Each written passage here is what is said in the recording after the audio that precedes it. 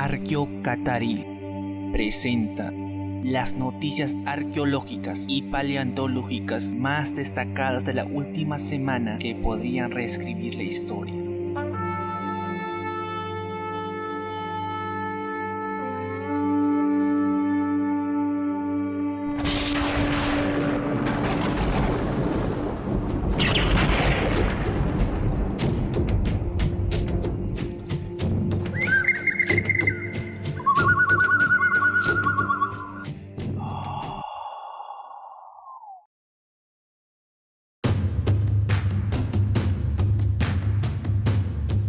Perú. El Ministerio de Cultura de Perú presentó uno de los hallazgos más importantes de los últimos 50 años en el monumento arqueológico de Chavín de Huántar, departamento de Ancash. Se descubrió 3 nuevas galerías subterráneas que encierran los primeros entierros humanos gracias a un pequeño robot equipado con microcámaras, arrojando luz sobre el mundo ceremonial y religioso de la cultura chavín. También se descubrió piezas de cerámica, utensilios y un entierro humano intacto. El robot se llama Chavín Rover. Los nuevos hallazgos nos muestran un mundo de galerías, cada uno con su propia organización y con un contenido distinto. Hasta el momento, se desconoce el 15% del monumento arqueológico, ubicado a más de 3.000 metros sobre el nivel del mar. Se espera que con el uso del pequeño robot se logre descubrir la distribución de las galerías y lo que albergan, con el cual se mapearía las actividades rituales en el mundo subterráneo en el templo.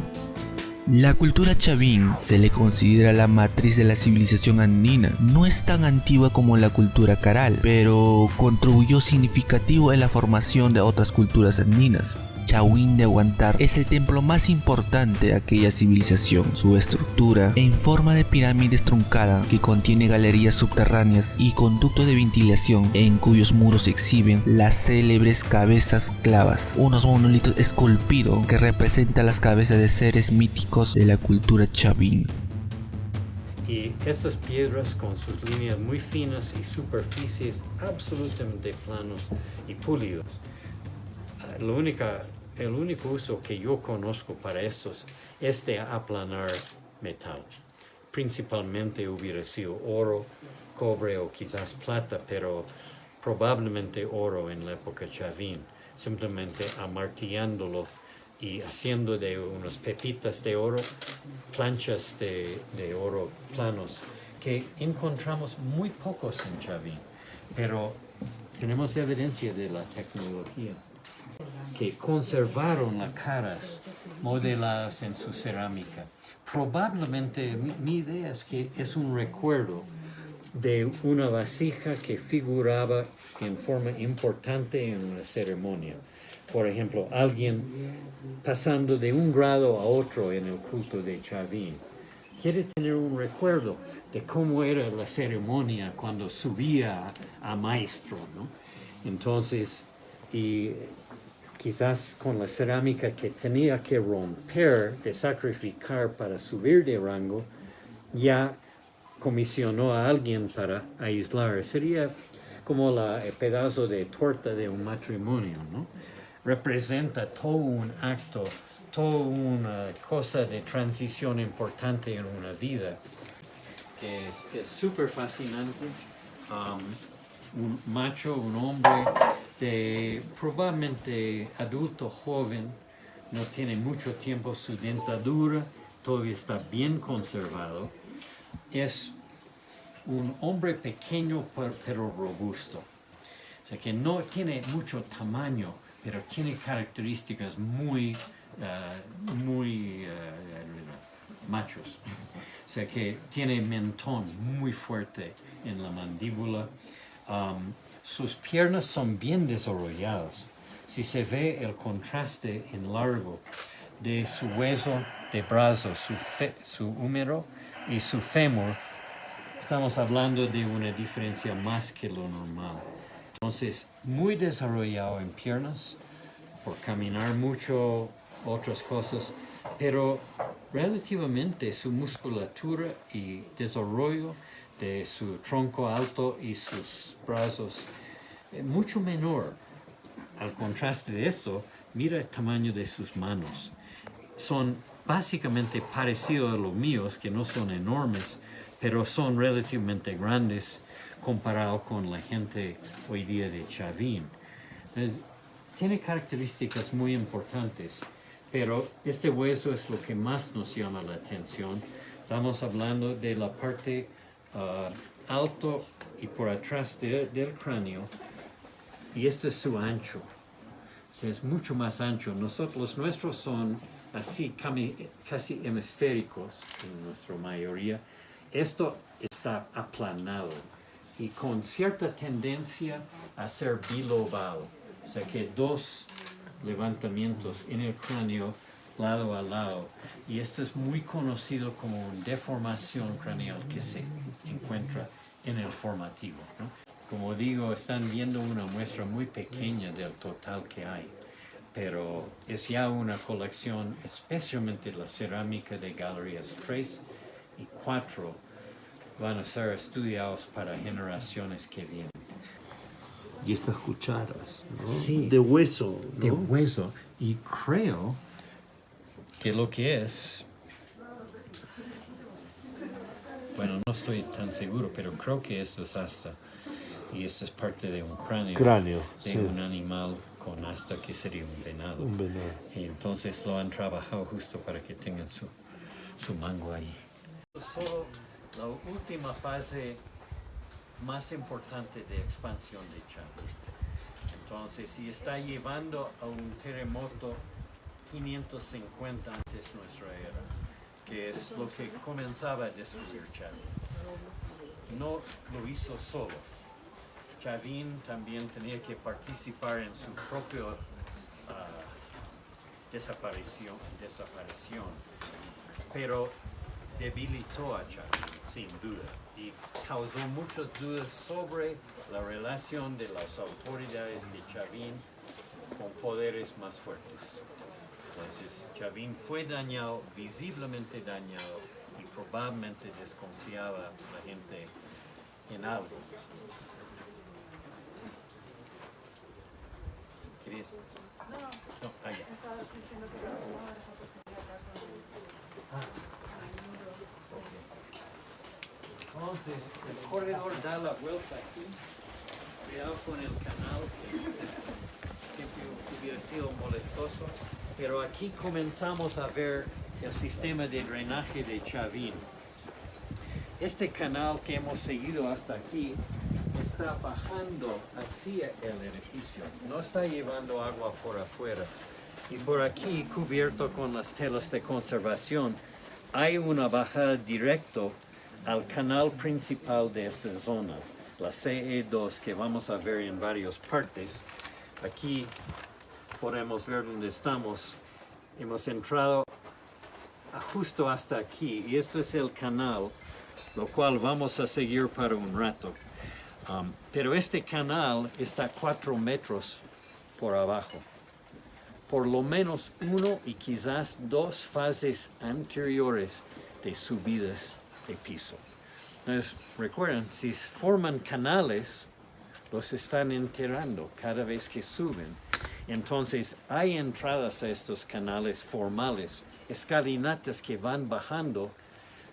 Entonces, es momento de contemplar canales. Entonces, hemos venido, esta es la galería de la explanada, hubiera mostrado este azul, su forma. Nosotros pasamos encima de la galería del canal C2, caminamos encima de la galería de Miguel, estuvimos viendo aquí, regresamos aquí, y ya hemos estado siguiendo por estos techos el canal CE2, que está debajo de nuestros pies a esta profundidad. Entonces, aquí estamos tratando de ver a dónde va. Su declive es claro, está bajando en la dirección del río Mosna. Lo que quiero subrayar es que Chavín es un lugar muy especial. Esto ha sido reconocido por UNESCO. Se reconoce cada día que hay enseñanzas en las escuelas de Perú sobre Chavín de Huántar, y que el sitio realmente merece esta atención. Porque Chavín fue especial desde que fue ocupado por los constructores y sacerdotes de estos templos. Entonces, Chavín nunca perdió su calidad de lugar especial. Sabemos que, por ejemplo, que cuando Cáceres pasó por aquí durante la Guerra del Pacífico, él dio permiso oficial a sus oficiales de visitar el Lanzón. Entonces, podemos tirarlo otros 100 años atrás, pero en la colonia también fue reconocido, los españoles lo mencionaban, pero podemos saltar más atrás y llegar a las épocas prehistóricas más tardías que Chavín, en que gente seguían ocupando este monumento. Por esto que los arqueólogos que trabajan en el sitio tenemos que pasar por muchas capas de épocas post-Chavín.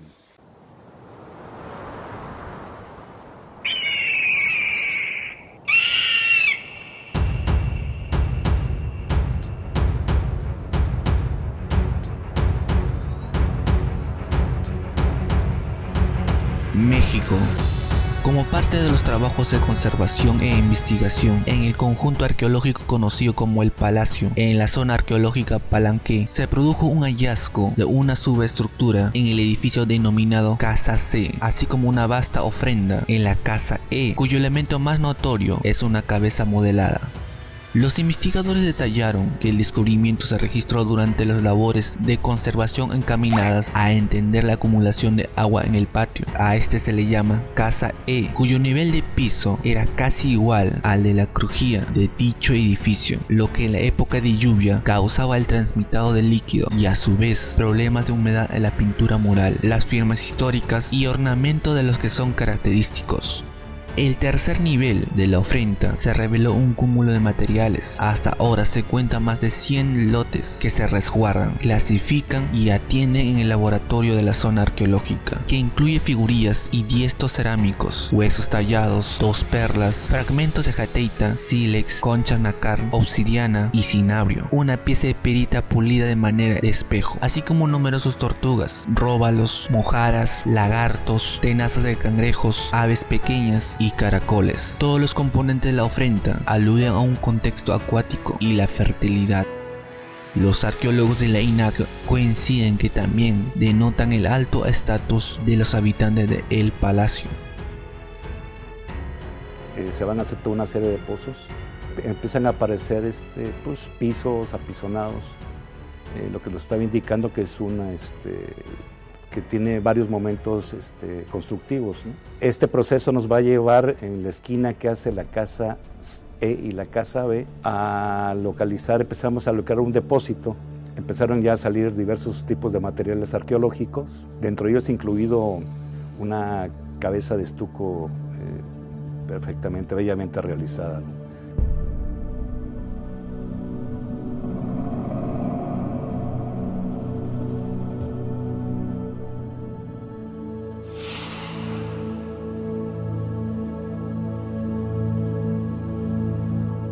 Es una figura naturalista humana, ¿sí? No es ni fantástica ni representa tampoco a un dios. Ya viendo algunas imágenes, posiblemente se asemeje un poco a Pacal el Grande, aunque eso pues, todavía no estamos muy seguros todavía en este momento. Y durante este proceso empezaron a aparecer abajo de la cabeza restos de figurillas, restos cerámicos, vasos, pequeños platos, muchos huesos de pescado, que nos está hablando incluso de una relación que pudo haber tenido este depósito con cuestiones acuáticas, ¿no? Es un poco lo que nos está llevando en este momento, por la cantidad de materiales, sobre todo de peces, que hemos encontrado.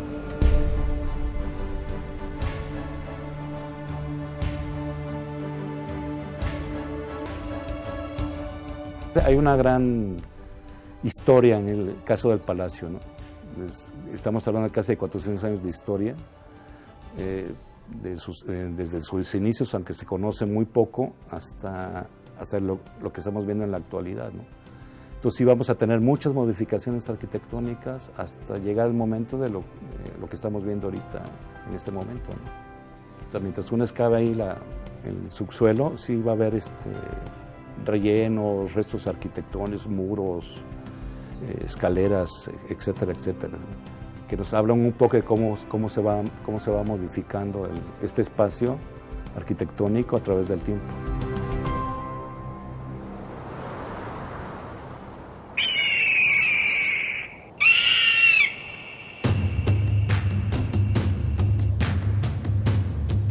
La ciudad de Palacio de Samara, capital del antiguo califato Abbasi, fue el hogar de una industria avanzada y sofisticada producción y comercio de vidrio. Según un nuevo estudio, los autores examinaron 265 artefactos de vidrio de Samara, alojados en colecciones de museos de Alemania e Inglaterra, incluidos cuencos, lámparas, botellas, vidrios decorativos y arquitectónicos, ubicada en el actual Irak, a unos 125 kilómetros al norte de Bagdad.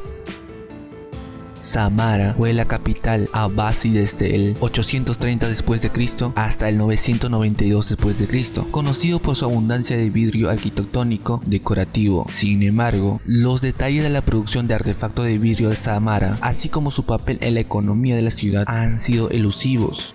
Pero en este estudio, los resultados sugieren que una porción del vidrio de Samara se importó de otras regiones como el Levante y Egipto, pero la mayoría de los artefactos de vidrio eran tan similares en composición que los autores sospechan fuertemente que gran parte del vidrio se producía localmente. El hecho que el vidrio de la más alta calidad se usara para decorar el palacio califal principal de la ciudad sugiere que el vidrio era de gran valor cultural y económico en su momento.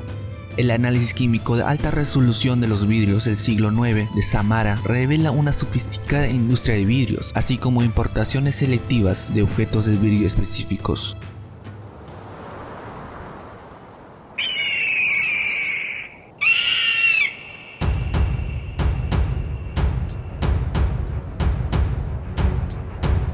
Científicos del Instituto Max Planck de Antropología Evolutiva de Zürich han hallado el primer ser humano descendiente directo de dos especies distintas. Se trata de una niña de 13 años, de madre neandertal y padre denisovano. Hace más de 50.000 años, una mujer neandertal y un hombre denisovano tuvieron sexo, y unos meses después ella dio luz a una niña. Muchos siglos más tarde, en una cueva siberiana junto a las montañas de Altai, se encontraron los huesos que dejó aquella mujer híbrida, que tendría unos 13 años cuando murió. Desde hace casi una década se sabe que los neandertales, denisovanos y humanos modernos tuvieron descendencia en algunas circunstancias, pero nunca se había encontrado a un hijo de una pareja mixta. El fragmento de hueso fue encontrado en 2012. Tras esto, fue llevado a Leipzig para que se realizara un análisis genético después que fuese identificado como los huesos de un homínido. Basada en su composición proteínica, los investigadores determinaron que la madre estaba genéticamente más cerca de los neandertales que vivían en Europa Occidental que un individuo neandertal que vivió antes en la cueva denisovana. Esto muestra que los neandertales migraron entre Asia Occidental y Oriental decenas de miles de años antes de su desaparición. Los análisis del genoma también revelan que el padre denisovano tenía al menos un antepasado neandertal más atrás en su árbol genealógico. Para los expertos, es sorprendente que se haya encontrado a esta niña y que esta a su vez se haya podido secuenciar genomas. Las incógnitas en torno a aquella época de la humanidad, cuando los humanos modernos aún no habían impuesto su ley, al menos 3 especies inteligentes compartían el planeta. No obstante, el reciente estudio muestra de que la ciencia puede abrir ventanas inesperadas al pasado.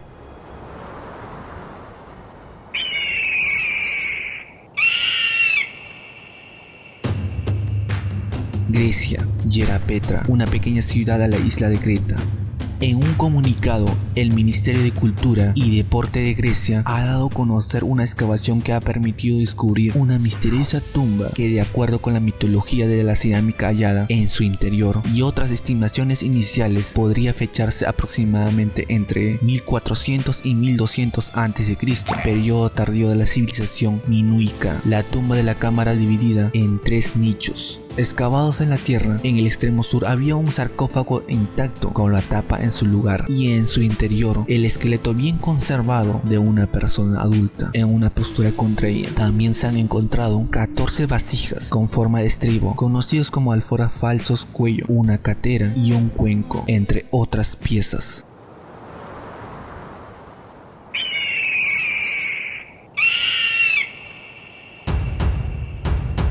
Egipto. La comunidad científica mantiene desde hace años que las momias prehistóricas egipcias se crearon por azar, pero cada vez son más los datos que apuntan a que se intervino su conservación. Una reciente investigación muestra que los antiguos egipcios embalsaban a sus difuntos 1500 años antes de lo que se calculaba hasta ahora. El descubrimiento se ha logrado gracias a una de las momias más intactas antiguas del mundo. La momia en cuestión está datada entre el 3700 y 3500 a.C., conservado en el Museo Egipcio de Turín, Italia, y nunca se había sometido a ningún tratamiento de conservación. Las pruebas químicas forenses muestran una práctica de embalsamiento que apunta a que la momia de Turín no lo es por accidente. El equipo descubrió la fórmula de embalsamiento original utilizada en el antiguo Egipto para conservar cadáveres y protegerlos de la descomposición. Esta es la primera vez que se obtienen las pruebas irrefutables de embalsamiento de una momia prehistórica. Los resultados ofrecen, además de más indicios inéditos de que la fórmula se utilizó en una zona geográficamente amplia. En su formulación incluyeron agentes antibacterianos en cantidades similares a las empleadas por los embalsadores egipcios en su apogeo, unos 2500 años más tarde. El trabajo de la momia ofrece datos adicionales de cómo el ritual de modificación se efectuó hacia alrededor de 3600 a.C. con un hombre que murió entre 20 y 30 años. Pero ¿por qué este descubrimiento es importante? El estudio también revela cómo y cuándo los antiguos egipcios perfeccionaron la receta de embalsamiento antibacteriano que permitió las conservaciones de las incógnitas momias. El embalsamiento era simplemente uno de los pasos en el proceso cuidadoso de preservar los cuerpos.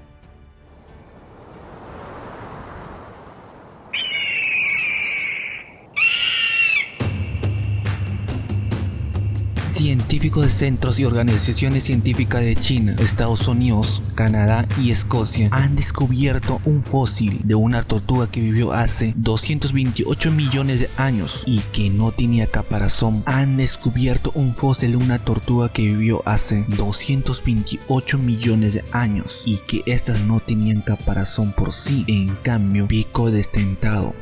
Este hallazgo arroja luz sobre cómo las tortugas modernas desarrollaron estos rasgos y aclara su origen y evolución. La especie ahora descubierta presenta un cuerpo con forma de disco volador cuyas anchas costillas no habían crecido hasta formar un caparazón como el que presentan las tortugas de hoy. La nueva especie, bautizada con el siguiente nombre y encontrada en China, no es el único zootipo de tortuga temprana que los científicos hayan descubierto. Hay otra tortuga temprana, pero que sí presenta un caparazón parcial y no tenían pico. Hasta el momento no está claro cómo encajan todas las tortugas en el árbol genealógico de los reptiles. Las tortugas modernas tienen caparazones y picos, pero en el camino de la evolución para llegar hasta ahí no fue una línea recta, el mismo caso que los homínidos humanos. Algunos parientes de tortugas obtuvieron conchas parciales mientras que otros obtuvieron picos, y finalmente las mutaciones genéticas que crean estos rasgos tuvieron lugar en el mismo animal, como muchos de los animales actualmente conocidos.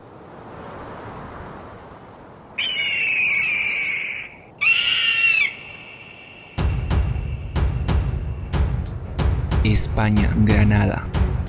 Un grupo de arqueólogos y estudiantes de historia y arqueología han descubierto una escultura relevante que reafirma la importancia de estos restos, una Venus, gracias al acuerdo entre el Ayuntamiento Villa Romana de Salar y la Universidad de Granada. La estatua estaba tumbada completamente debajo del relleno de la tierra. Aparecía bastante bien en estado. La pieza esculpida entre 60 y 50 centímetros. Pero el hallazgo de Venus no ha sido el único. También se han encontrado un panel de pintura mural colorido y precioso.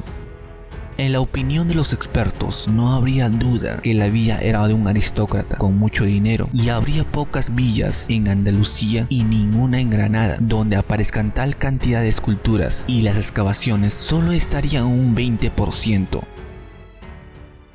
La villa romana creemos que tiene suficiente entidad, suficiente importancia, no solo a nivel del poniente, no solo a nivel de la provincia de Granada, sino a nivel de Andalucía, como para que las administraciones estatales y de la comunidad autónoma se impliquen un poco más en el desarrollo, en la excavación y la puesta en valor de este yacimiento tan importante y tan interesante.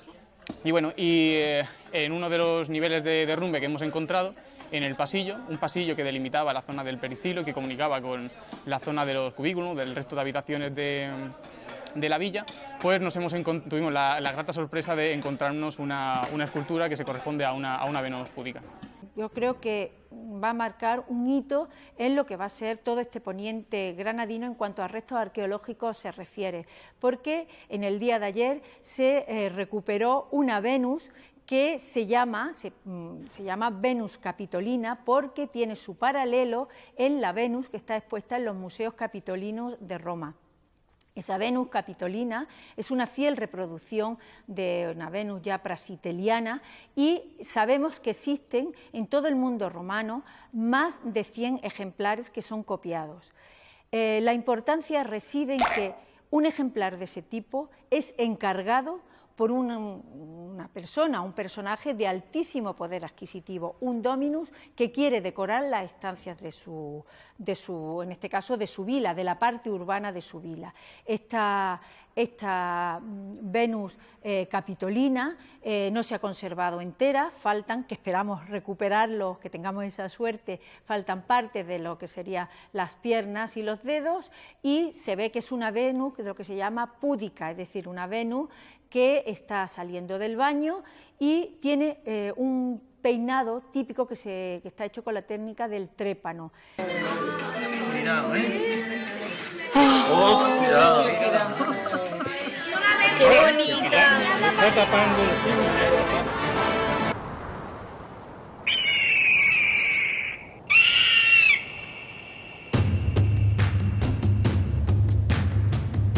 Kenia.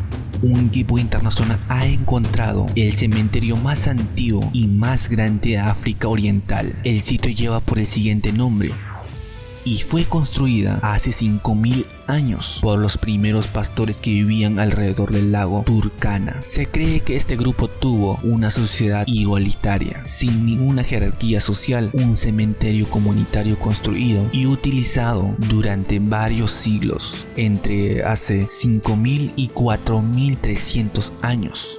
Los primeros pastores construyeron una plataforma de aproximadamente 30 metros de diámetro y excavaron una gran cavidad en el centro para enterrar a sus muertos. Según los investigadores, un mínimo estimado de 500-800 individuos estaban enterrados en la profundidad dentro de la cavidad de la plataforma del sitio. Hombres, mujeres y niños de diferentes edades, desde bebé hasta ancianos, fueron enterrados en la misma área, sin ningún entierro seleccionado como un tratamiento especial. Históricamente, los arqueólogos han teorizado que las personas construyeron monumentos permanentes como recordatorios de la historia, los ideales y las culturas compartidos, y cuando se establecieron una sociedad agrícola y hacendada y socialmente estratificada con abundantes recursos y un fuerte liderazgo, se creía que una estructura política y los recursos para la especialización eran requisitos previos para participar en la construcción de monumentos. Los monumentos antiguos han sido previamente considerados como indicadores fiables de sociedades complejas, con clases sociales diferenciales. Sin embargo, el cementerio ahora descubierto fue construido por pastores móviles que no muestran evidencia de una rígida jerarquía social. Esta investigación tiene el potencial de modelar las perspectivas globales sobre cómo y por qué grupos grandes de personas se unen para formar sociedades complejas. Y eso ha sido todo. Yo soy Larico y esto es Arqueocatari, en donde hablamos de paleontología, arqueología y historia en general. Si te ha gustado y aún no estás suscrito, puedes unirte a esta comunidad suscribiéndote y ayudar al video con un like y un comentario.